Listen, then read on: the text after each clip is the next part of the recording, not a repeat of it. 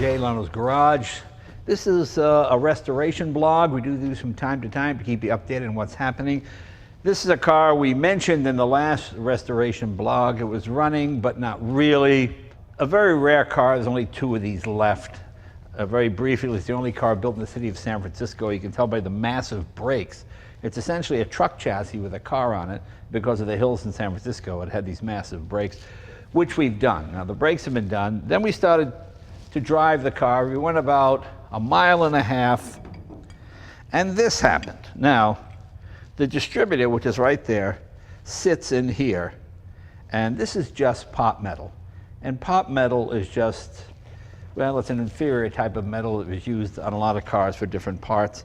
And the idea was this would hold the distributor in place. It was gear driven,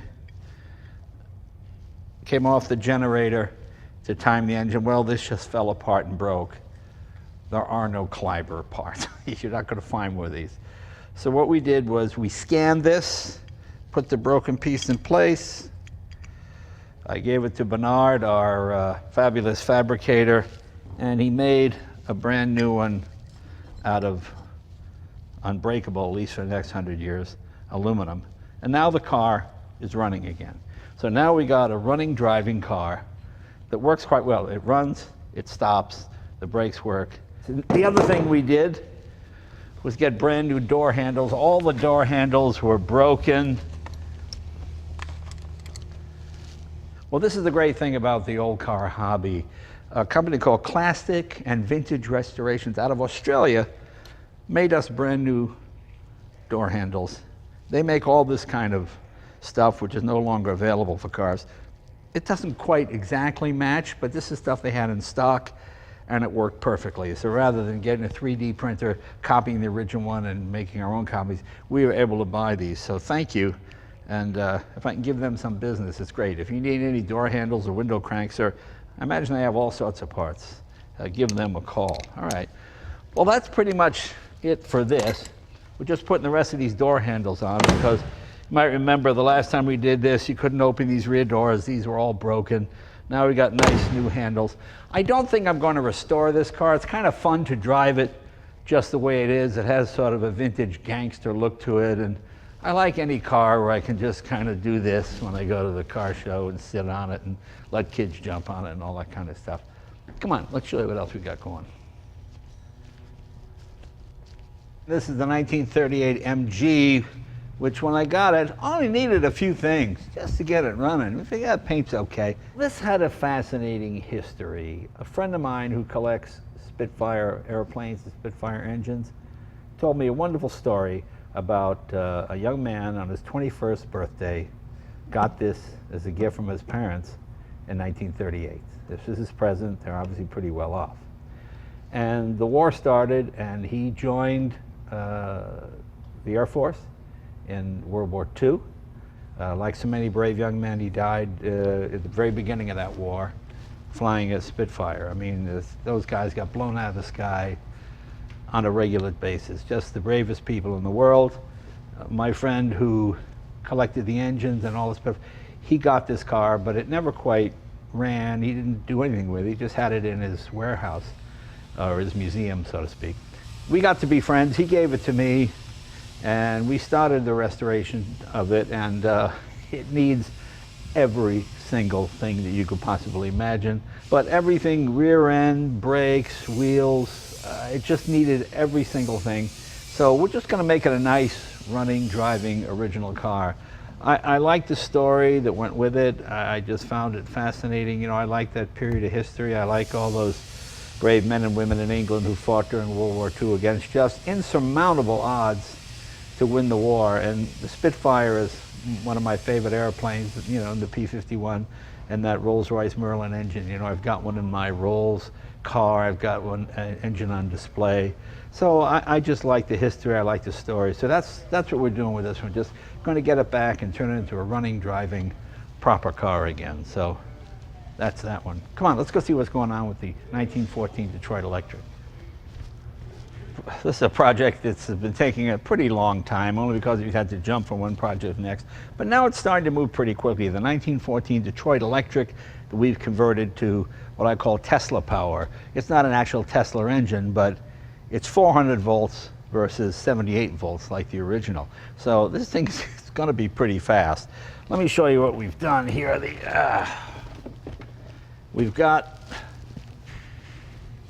using our 3D printer, we made these battery boxes to hold the lithium-ion batteries. These are air-cooled lithium-ion batteries. These came out of an early Nissan, one of the Nissan Leafs. When I think they switched to water-cooled now. But the air-cooled I like because it's less complex. This isn't a very heavy vehicle, so it's not going to be using as much power as it had to in a Nissan Leaf. So this thing doesn't weigh a whole lot, so it'll be pretty easier. We have our main cutoff here, charging station there. I want to show you the cool part. We wanted to put a sound system in this car, but we wanted a sound system that was period correct. There really weren't a lot of sound systems in 1914, so come here, I'll show you what we decided to do. We used an Emerson radio from probably about 10 years later. I think that's the late 20s, early 30s. I think it looks period correct in this. We're going to make a matching box using the same wood, so the whole thing integrates into the dash nicely. It looked like part of the dash, but I think that's kind of fun. So that's where we are with this. We're going to have the same batteries in the front as we have in the back. Same set of batteries, same setup, lithium ion. We got a water tank there for the air conditioning unit to help cool that and cool the inverter. The inverter will be water cooled. And that's where we are with that. Do you remember the Will St. Clair? Remember that car we had? We just started to paint it. The body was not on. I don't think the engine was in yet. Well, the body's on, the engine is in. Jimmy's been doing a lot of the trim pieces. Come on, I'll show you. Oh, and whenever you do a car show like this and you have people working in the garage, if you ever watch all the other car shows, you have to walk by a guy making sparks with a machine. That's part of doing a car show. Come on, let's show you what I mean.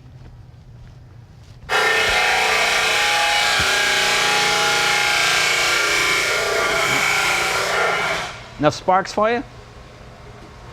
That's how you know it's a real car show.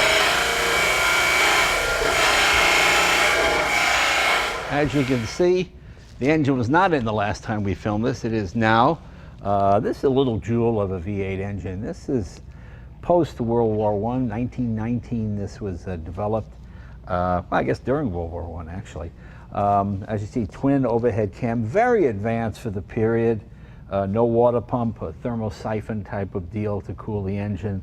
A fan that shuts off above 40 miles per hour to save horsepower. Very clever. Look, no belts, nothing. The generator is driven off the cams there. It's really a sophisticated piece of engineering, or gear driven over here rather, I should say. The body is on now. The radiator is not on because the shell is out being chromed.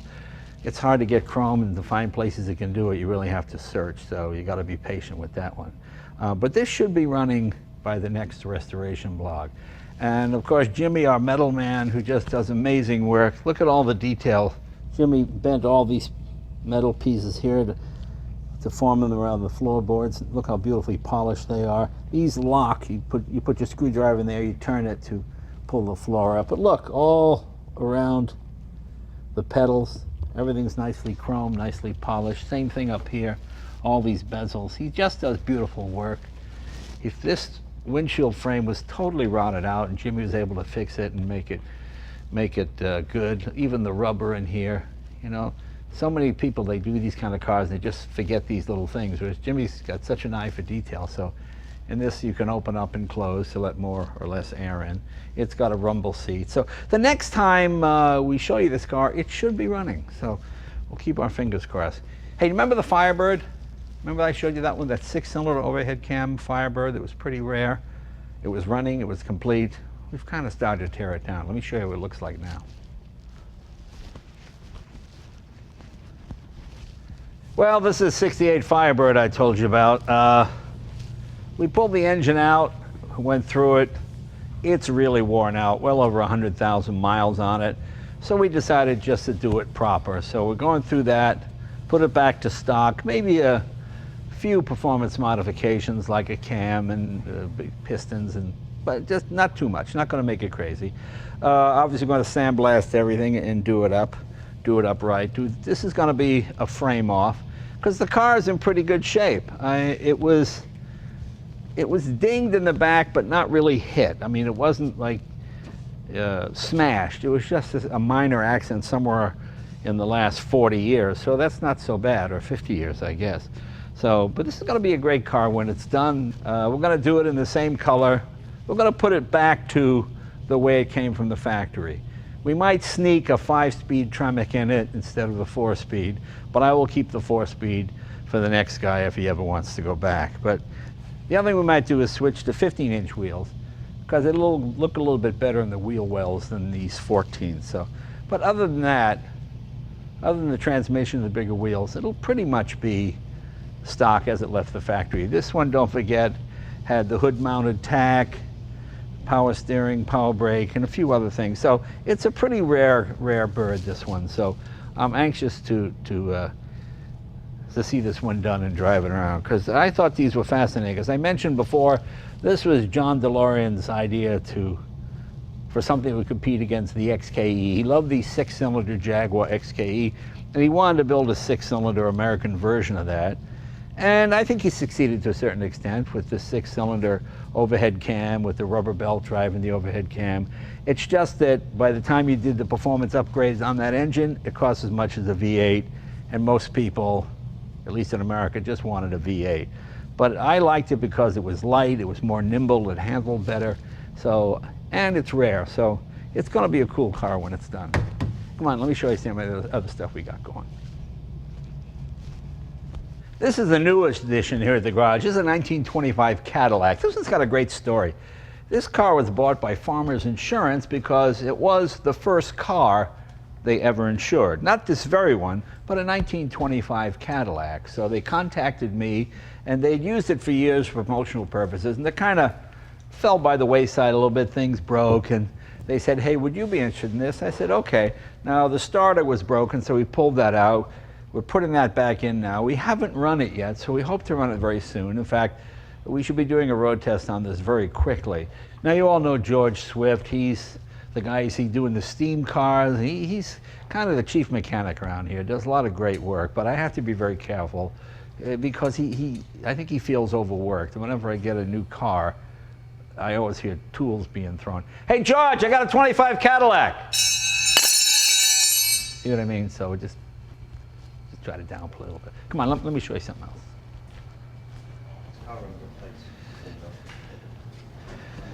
Okay, this is a car we've been working on for, well, pretty much 10 years on and off. You remember Jimmy made these beautiful water jackets here? We've got a few leaks in it. We're going to try and start it now. Just going to run it for a minute or two, and we want you to be part of this, so we'll see. I think it should run. I mean, we haven't driven it yet. We've done a lot of work to it. Well, we'll show you what we did. Well, we put a modern clutch in it, and Bernard did a brilliant thing. We made a clutch brake using a disc, like a motorcycle disc brake, on the drive shaft. So when you put the clutch all the way in, it grabs the drive shaft, stops it from moving so you can shift the car. Yeah, and then when underway, you press the clutch halfway down, you can go through the gears. But I think you want to hear it start, so let's see how this goes.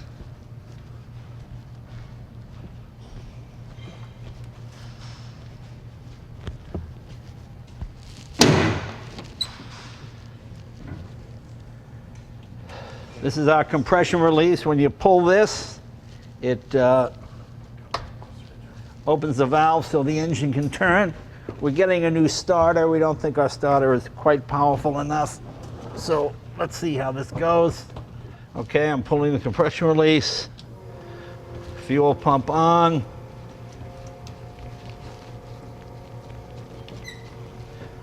We are in neutral. Choke on. Let's see what happens here.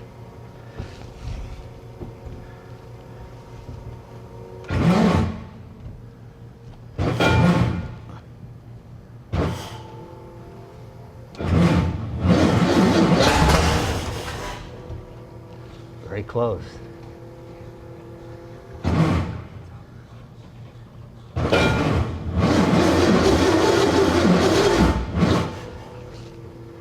Choke off.